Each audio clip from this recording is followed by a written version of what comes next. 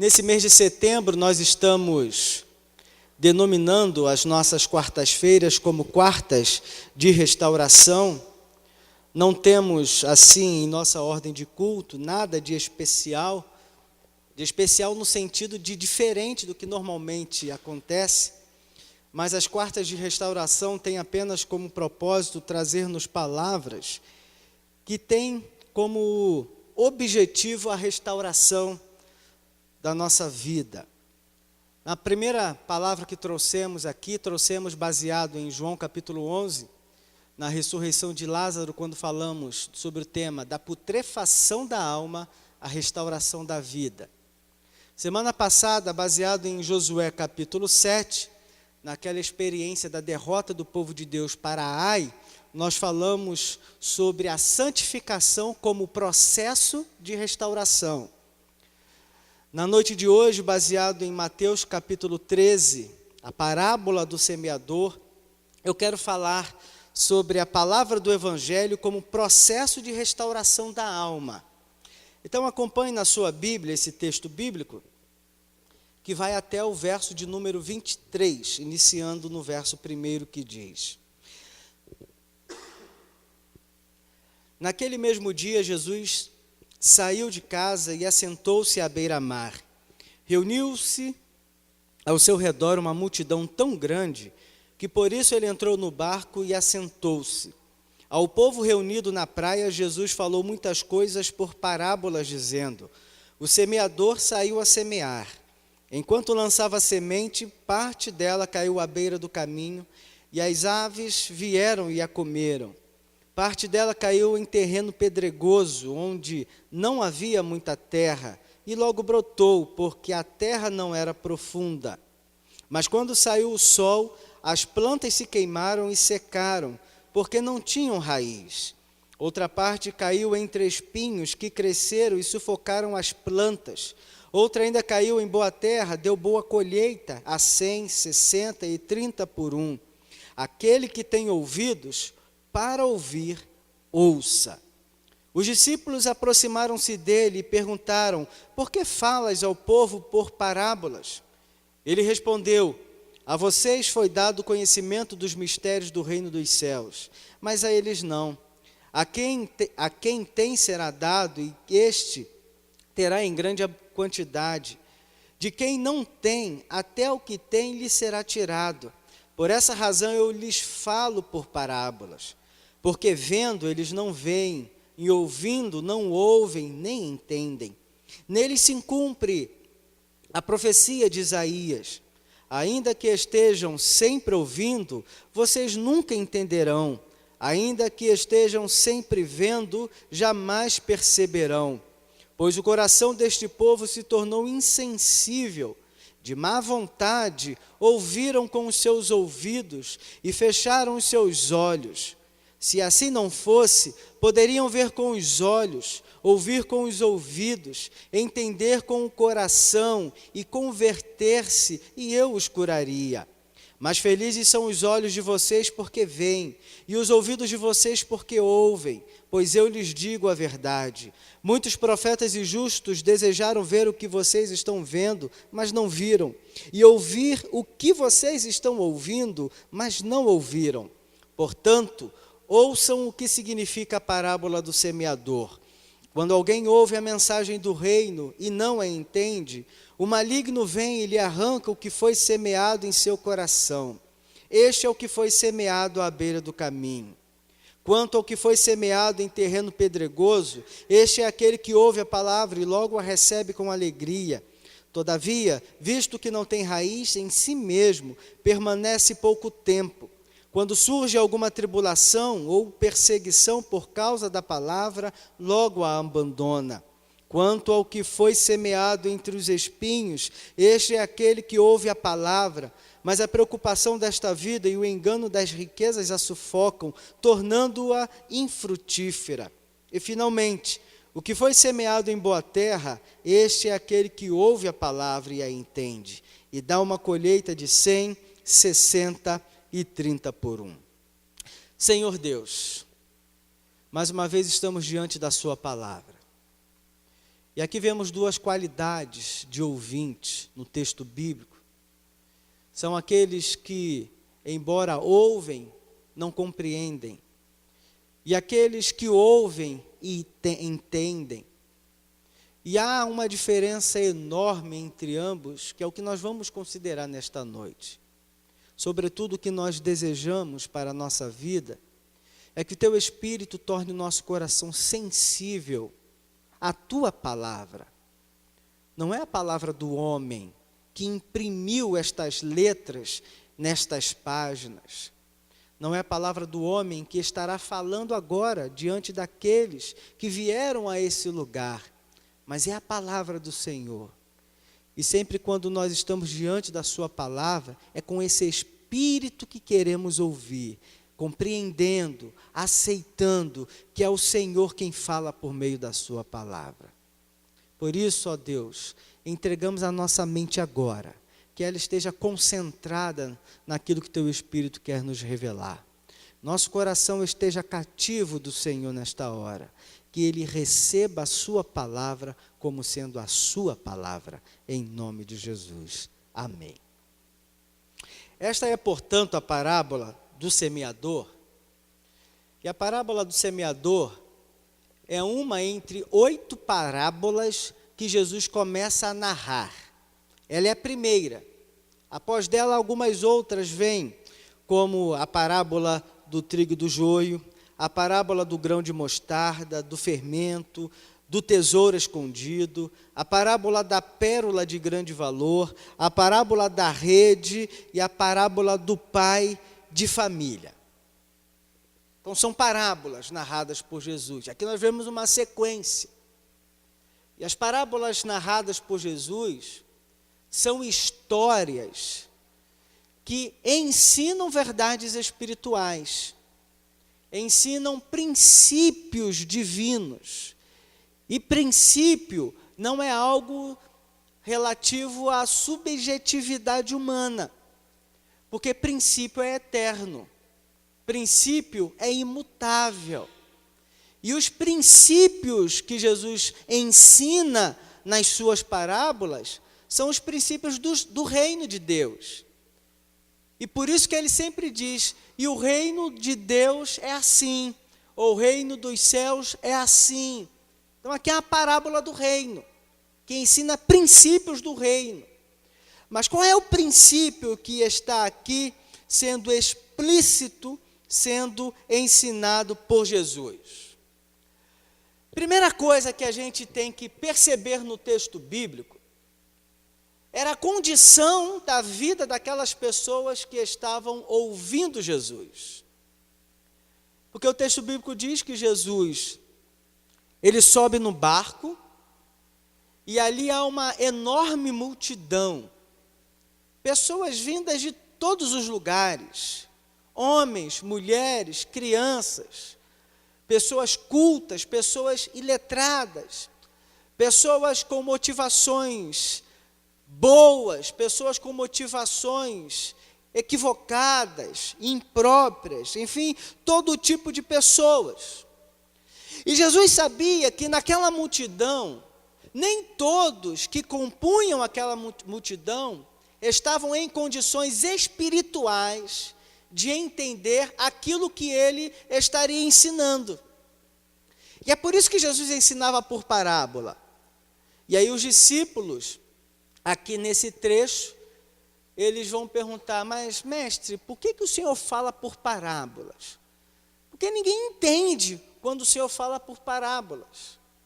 E aí Jesus dá a razão, não, fala por parábolas, para que eles não entendam, porque eles não têm condições de entender.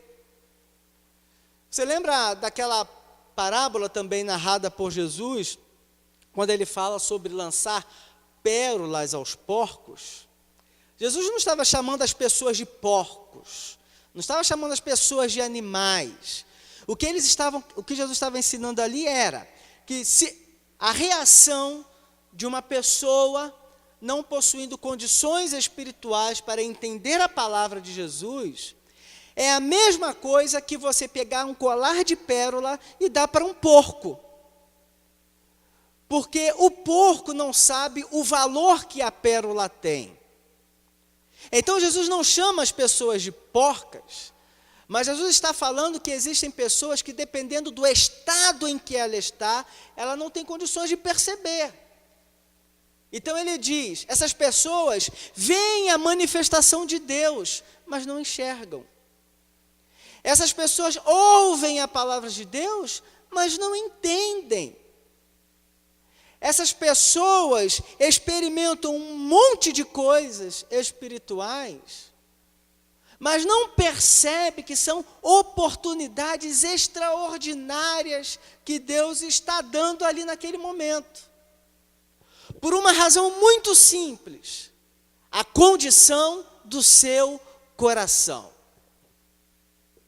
E a pergunta que o Senhor tem para nós hoje é: como nós temos ouvido a palavra de Deus?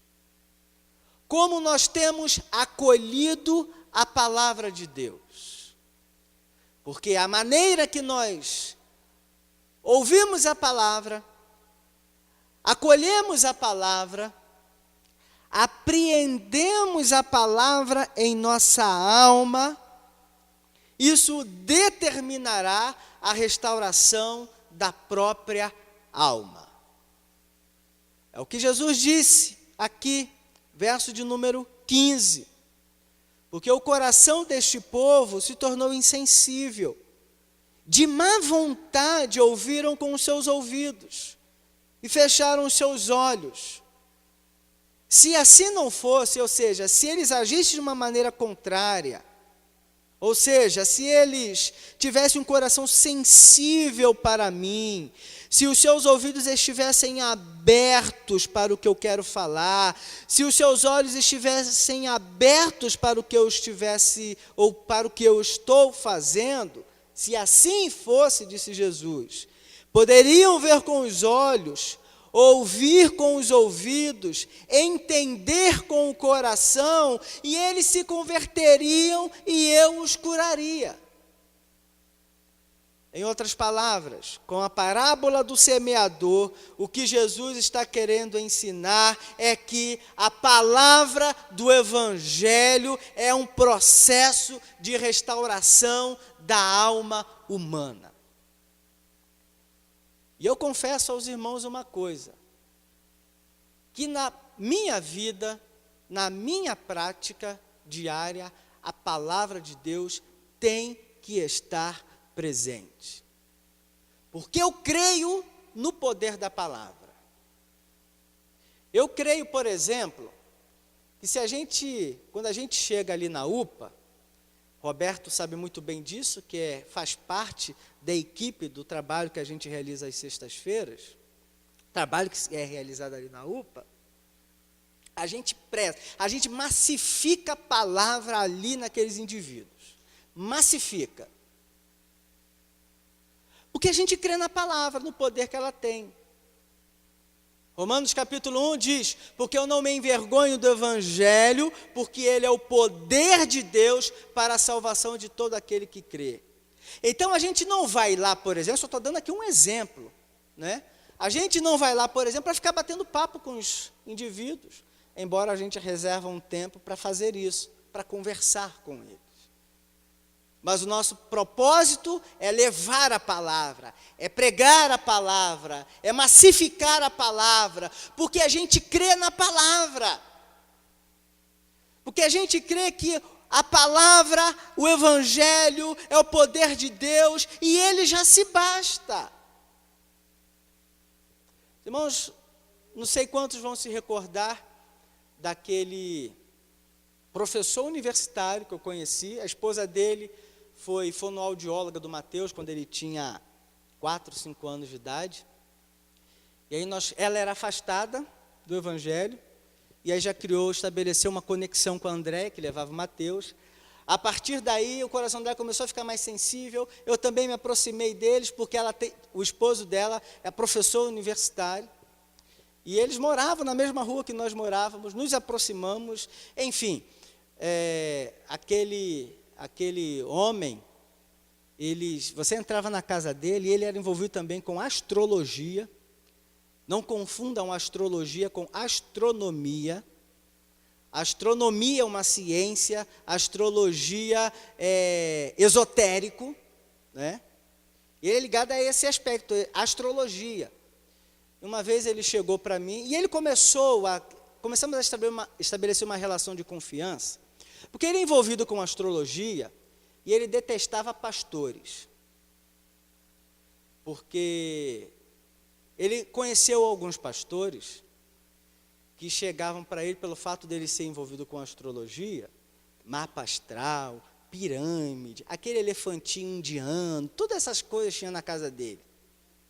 Cortina indiana, coisas esotéricas, carranca, era uma salada diabólica a casa dele.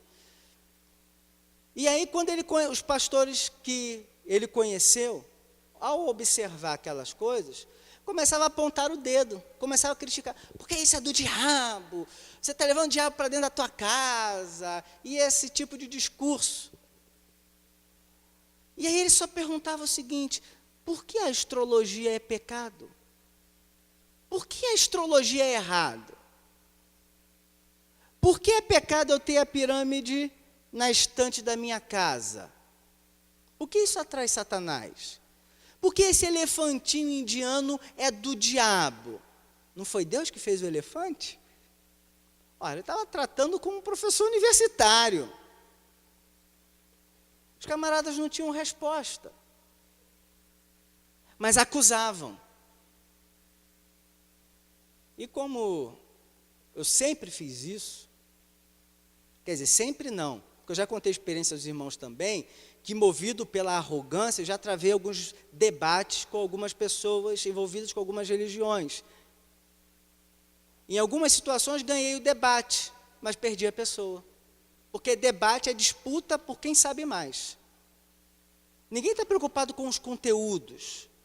Ninguém está preocupado com a verdade. As pessoas só estão preocupadas em prevalecer. Debate é isso. Você assiste lá debate político, às vésperas das eleições, está lá um candidato falando, fala, o outro lá, o oponente, está nem ouvindo o que ele está falando. Está nem ouvindo. Ele só está aqui formulando, e ele tem uma assessoria para isso, ele está só formulando alguma coisa que ele vai dizer para derrubar aquele cara. E aí, quando o outro vai dizer, ele diz algo que não tem nada a ver com o que o anterior disse. Aí aquela coisa de réplica e tréplica não tem nada. Na verdade, a gente vê ali discursos alternados. Porque o que se quer é ganhar o debate. É só um jogo de poder. Começamos a ensinar. E aí, no escritório dele, tinha lá o mapa astral. Aí estava lá o mapa astral, os signos lá desenhados. E eu cheguei. E eu também eu não ia travar um debate com ele também, porque eu não entendia daquilo. Como ainda não entendo. Mas com ele aprendi alguma coisinha. E eu olhei para aquilo ali, falei, mas como é que funciona esse negócio aí?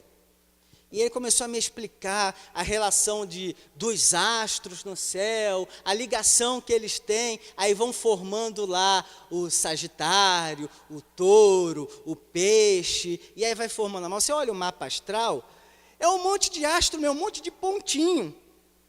Aí eu falei para ele assim, então quer dizer que é como aquela brincadeira de infância de liga os pontos?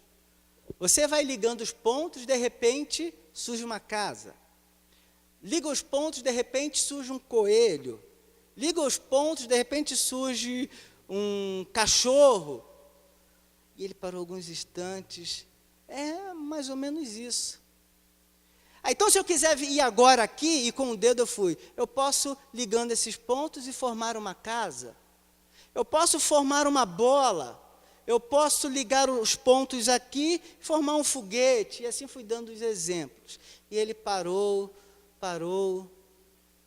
E eu disse somente isso para ele. Então, do mapa astral, eu posso criar qualquer coisa. E aí ele não me respondeu. E aí continuamos a conversa. Já mudamos a conversa e tal. A gente já estava num processo de ensino bíblico. Já estávamos ensinando a Bíblia para o casal. Quase um ano depois. Aí eu fui incisivo. Olha, quase um ano estudando a Bíblia. Quando a gente está diante da palavra de Deus, a gente precisa dar uma resposta a Deus quando a gente está diante da palavra dele. A esposa dele diz, quando eu comecei a estudar a Bíblia, a chama que tinha se apagado começou a acender novamente no meu coração. E ele falou, eu também quero Jesus como Salvador da minha vida. Porque a palavra é o suficiente. A Bíblia é o suficiente. Então, como que eu ouço a palavra? Como que eu me relaciono com a palavra? Como eu recebo a palavra de Deus quando ela está diante dos meus olhos e sendo falada, pronunciada aos meus ouvidos? Como que eu me relaciono com isso? O fato é que Jesus diz que se eu ouço a palavra com o coração, ela gera em mim a salvação e cura minha alma. O contrário também é verdadeiro. Se eu fecho o meu coração, eu adoeço. A minha alma, ela decai, o fogo se apaga e é o que sobra? A religião. E aqui a gente vê essa confrontação, porque quem estava ali diante de Jesus, quando ele ensinava por parábolas, eram os fariseus, eram os doutores da lei. Ele não estava falando de analfabetos, estava falando de gente inteligente, mas que não entendia, porque o seu coração estava fechado para a palavra. Então Jesus, no texto aqui, ele fala de 4 tipos de pessoas que se manifestam quando estão diante da palavra de Deus. 4 tipos de maneiras para receber a palavra de Deus. Primeira forma de recebermos a palavra de Deus é com indiferença. Verso 4, a Bíblia diz, enquanto lançava a semente, parte dela caiu à beira do caminho, e as aves vieram e a comeram. Verso 19, Jesus explica o verso 4. Ele diz, quando alguém ouve a mensagem do reino e não a entende, o maligno vem e lhe arranca o que foi semeado em seu coração. Este é o que foi semeado à beira do caminho. Aqui há uma ação satânica quando eu ouço a palavra com indiferença. O que é ouvir a palavra com indiferença? É entender que ela não vai fazer a diferença na minha vida. Eu sou indiferente para aquilo que não vai gerar em mim a diferença, e não vai fazer a diferença. É o tipo de pessoa que ouve a palavra e diz, pena que a pessoa tal não está aqui presente, porque essa palavra viria de cheio ao coração daquela pessoa. Você já se sentiu assim? Eu já pensei isso. O pastor está lá pregando uma palavra, aí a mente vai lá na pessoa tal. Pena que o irmão fulano de tal não está aqui, porque essa palavra era para ele. Não era. Porque quando a palavra de Deus ela é pregada para quem está presente, não quem está ausente. Ou Deus não sabe quem estaria presente ou quem estaria ausente. Será que Deus não sabe que seríamos nós a estarmos aqui? Será que Deus não sabia que eram as pessoas que estariam domingo passado aqui, quando ouviram o Dalto e o Eliseu? Será que Deus não sabe quem são as pessoas que estarão aqui domingo que vem, para ouvir a palavra que Ele estará colocando no coração do pregador de domingo que vem? Será que Deus não sabe dessas coisas? E sabe que a partir de um determinado momento eu comecei a ler a Bíblia de uma maneira diferente. Comecei a ler da seguinte forma, aqueles textos que eu achava que era para mim, eu comecei a considerar como sendo textos para as outras pessoas. E aqueles textos que eu entendia que eram para as outras pessoas, eu comecei a entender como sendo para mim. Isso aconteceu 2 coisas em mim. Eu me tornei menos crítico e mais generoso. Você entende isso? Mas quando eu estou diante da palavra, com indiferença, e aí vem o diabo, e veja que a indiferença não é uma questão de sentimento, é uma questão de decisão. Eu decido ouvir aquilo que é pronunciado da boca que eu tenho mais simpatia ou menos simpatia, e com quem eu tenho mais simpatia abro mais meu coração, quando aqueles que eu tenho menos simpatia fecho mais o meu coração. Os relacionamentos são assim. Quando nós transportamos isso para a palavra, porque a palavra de Deus não chega ao nosso coração de uma maneira contrária, através da boca de alguém, de um indivíduo. Porque não são os anjos quem nos falam. Mas quando eu, então, estou diante da palavra de Deus, quando ela está sendo pregada, quando ela está sendo ensinada, quando ela está sendo proclamada com indiferença, o diabo ele começa a agir no meu coração. Porque a semente, ela está ali. Ele diz, a semente caiu na beira do caminho.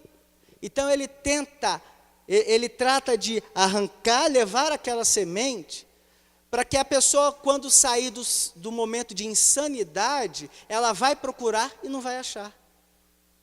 Então ele arrebata.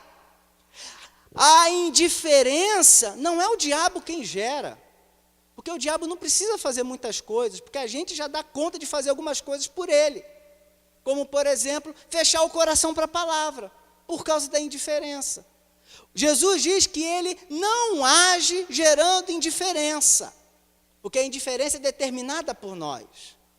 Ele age arrancando a semente, porque mesmo com a indiferença a semente foi lançada, mas o coração está fechado, e antes do coração se abrir, ele vai lá e cata. Ora, queridos, se Satanás arranca a semente do nosso coração, o que sobra? É por isso que existem muitas pessoas doentes. É por isso que existem muitas pessoas que perdem tempo com muita coisa que não é a palavra.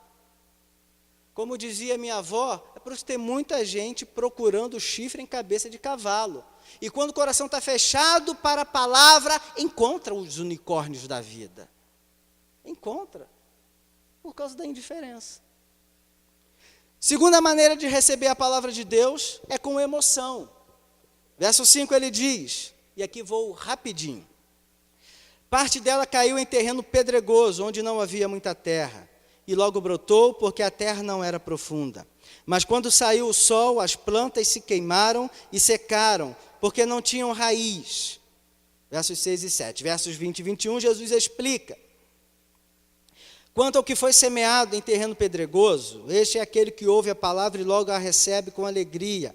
Todavia, visto que não tem raiz em si mesmo, permanece pouco tempo, quando surge alguma tribulação ou perseguição por causa da palavra, logo a abandona. Esse é aquele que recebe com emoção. Porque emoção não tem raiz. Ela não se aprofunda, ela é rasa. É por isso que as pessoas que, quando estão, por exemplo, num ajuntamento como esse, recebem a palavra e saem dali pulando e cuspindo fogo e glória a Deus, aleluia, aí vai para casa e fervendo, e aí amanhece no dia seguinte totalmente fria. Você já viveu isso? Eu também já vivi isso. Porque existem alguns ambientes que injetam um ópio na gente. É como que um pico na veia, o cara fica elétrico. O cara fica meio que doidão. E aí fica naquela coisa toda da emoção. Fica naquela coisa da superficialidade. E aí chega no dia seguinte, a coisa não germinou, porque é um terreno pedregoso. A semente não apodreceu para poder gerar ali a árvore, a planta, para produzir os seus frutos. Porque emoção é assim, não tem raiz, é passageira. Você pode estar hoje aqui extremamente feliz, mas quando chegar em casa, essa felicidade pode ir para o ralo. Não estou dizendo que vai acontecer, nem estou lançando maldição. Eu estou falando de possibilidades. Você pode estar aqui meio cabisbaixo e sair ali no portão, acontecer alguma coisa que as suas emoções vão lá para as nuvens. Porque as emoções, elas são volúveis, elas são como o vento que nos levam de um lado para o outro, ela não tem consistência. Não tem consistência.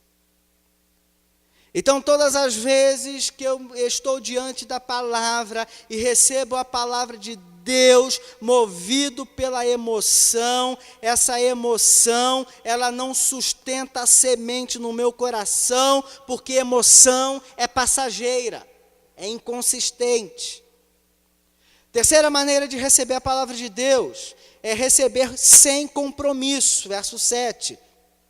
Outra parte caiu entre espinhos e cresceram e sufocaram as plantas, espinhos.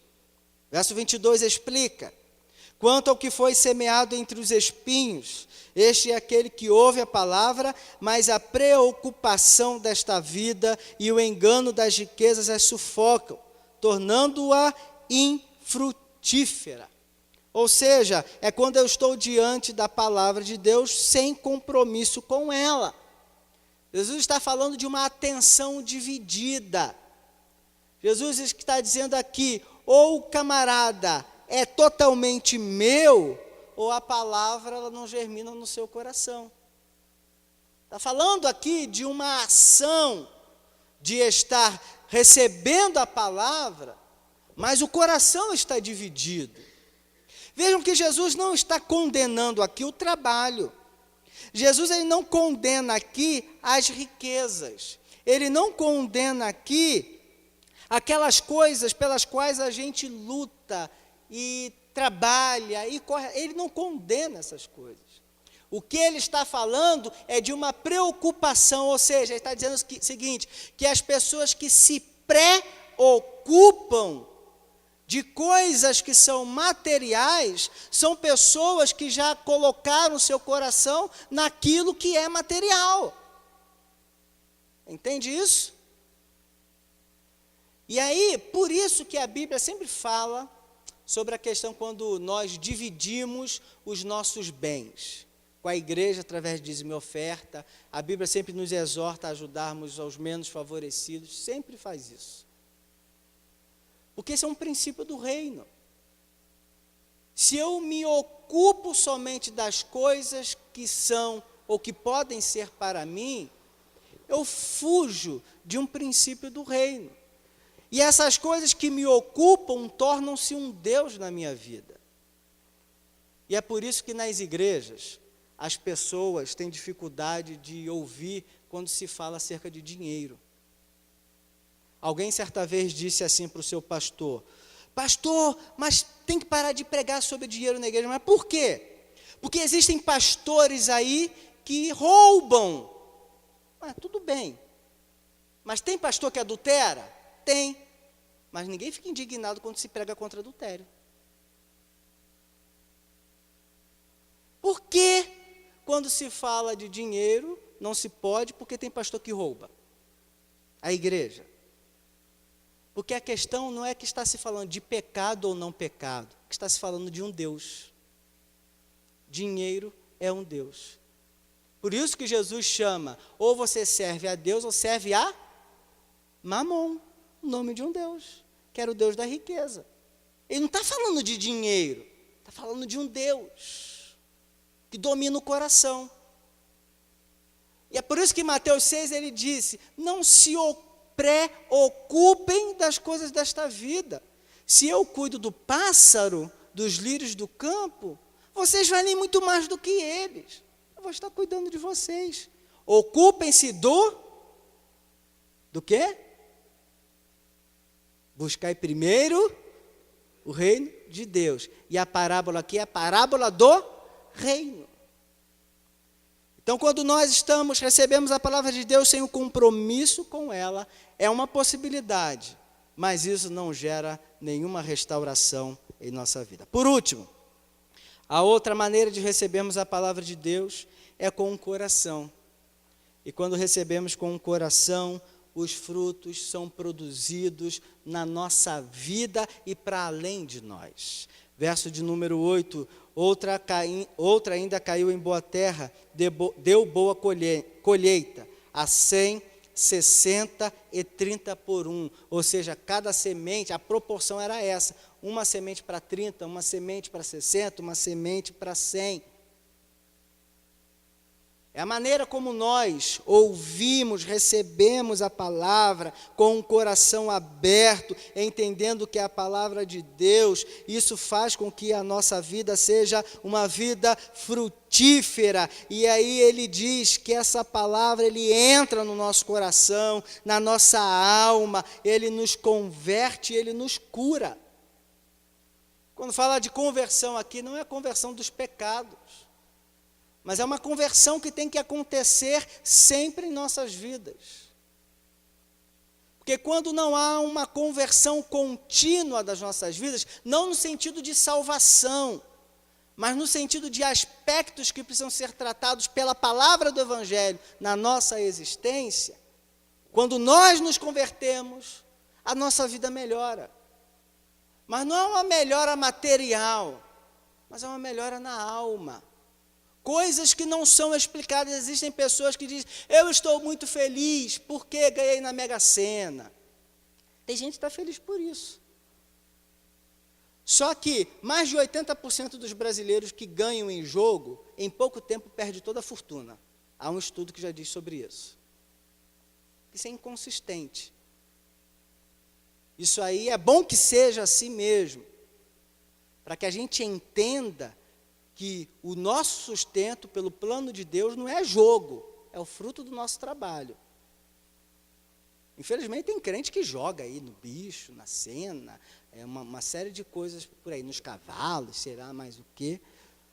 Mas há um princípio bíblico para isso. Mas enfim, não é esse o nosso assunto. O que a Bíblia está dizendo aqui é que quando essa semente cai no coração aberto, esse coração é uma boa terra, porque o indivíduo ele ouviu a palavra, a entendeu e permitiu que ela frutificasse na sua vida.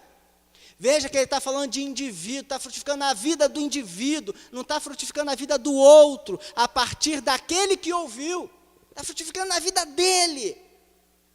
Ou seja, se o meu coração está aberto para a palavra, ela frutifica na minha alma, é dentro de mim. Isso não é um número, esse 30, 60, 100 por um aqui, não é o número de pessoas que se convertem na minha vida, não. Ele está falando de algo que acontece dentro da minha própria alma, em sinal de conversão, em sinal de cura, em sinal de restauração, porque a minha alma, pelo caminho do coração, se abriu para a palavra de Deus.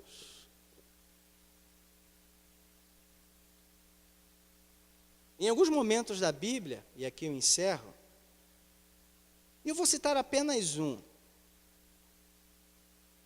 Quando começou justamente a desgraça na vida do rei Davi, foi justamente no momento em que ele começou a desprezar a palavra do Senhor. Segundo Samuel capítulo 12, leia lá depois. E parafraseando Davi pergunta a Natã, mas por que tudo isso? E aí Natã responde, porque você desprezou a palavra do Senhor. Davi ficou arrasado, Davi estava doente. E aí, nesse contexto, ele compôs o Salmo 32 e o Salmo 51. Salmo 51, por exemplo, ele diz, Senhor, torna a dar-me a alegria da tua salvação. Você já parou para pensar na profundidade das palavras de Davi? E no estado da sua alma? Davi! Ele não está falando do João, não está falando do Leandro, não está falando do Manuel, falando do Davi, o homem segundo o coração de Deus, disse para Deus, Senhor, eu perdi a alegria da salvação. Tenta imaginar como estava a alma, como estava enferma a alma de Davi. E aí no verso 10 ele diz, Senhor, cria dentro de mim um espírito novo e renova dentro de mim um espírito, como é que é o verso? Cria em mim, ó Deus,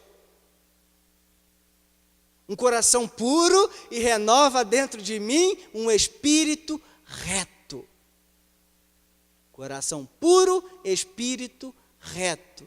Em outras palavras, Davi está falando, Senhor, restaura a minha vida, restaura a minha alma, porque eu estou mal. estou acabado. Eu não encontro alegria na salvação. Eu não estou vendo propósito na vida. Senhor, eu não estou sentindo a tua presença. Eu estou me ocupando agora de coisas que não estão edificando o Senhor. Eu tenho pronunciado coisas que têm envergonhado o teu nome, que têm feito o Senhor chorar e tapar os ouvidos. Eu tenho pensado coisas que têm entristecido o seu coração. Eu tenho planejado, tenho sonhado, tenho articulado coisas que estão na minha alma como um lixo, que me está adoecendo por dentro, porque está apodrecendo a minha alma. E eu não vejo alegria mais. Quando eu paro para pensar certas coisas, eu penso em coisas com algum prazer, mas que no final daquilo me dá um desgosto tão grande na alma, que é como uma droga. O cara, quando está usando droga, nunca usei, mas eu já tive experiência com dezenas de pessoas, porque igreja no Rio de Janeiro, falo do Rio de Janeiro, porque o Rio de Janeiro é cercado por favelas, então toda a igreja está perto de alguma favela, quando não está dentro da favela, muitas estão dentro da favela.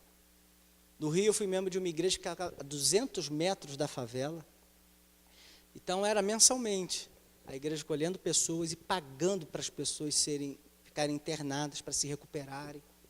Algumas se convertiam, outras não. Mas a questão é que os testemunhos são sempre os mesmos. Dá um prazer enorme quando a gente usa, mas depois que passa o efeito, que desgraça, que inferno é na vida. É assim a alma do crente, quando ele não recebe a palavra de Deus como sendo a palavra de Deus. Quando ele age como um porco, ou o porco da parábola, não porque ele é porco, mas porque ele está diante de uma coisa de grande valor, mas não percebe o valor que aquilo tem, e rejeita, e continua na lama, comendo lavagem, restos, sobras. Como que fica uma alma assim? Doente, enferma. E é por isso que na parábola da semente, Jesus pergunta assim: como você tem ouvido a minha palavra? Como você tem se relacionado com a minha palavra? Em qual desses grupos você aqui se encaixa?